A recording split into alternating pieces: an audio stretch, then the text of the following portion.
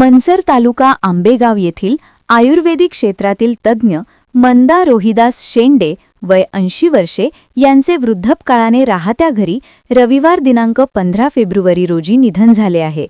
त्यांच्या पश्चात 3 मुलगे, मुलगी, सुना, नातवंडे, पतवंडे, दीर असा परिवार आहे। आयुर्वेदिक क्षेत्रातील भारत वनस्पती फार्मसी म्हणून मनसर या ठिकाणी ब्रिटिश काळात सुरू झालेल्या कंपनीच्या त्या संचालिका होत्या। आयुर्वेदिक वनस्पतीचे संवर्धन व गुणधर्म उपयोग याबाबत प्रचार व प्रसाराचे काम त्यांनी केले। धार्मिक क्षेत्रातही त्यांचे योगदान होते। राजेंद्र शेंडे, सुनील शेंडे, संजय शेंडे हे त्यांचे चिरंजीव होत, तर प्रकाश शेंडे हे त्यांचे दीर होत।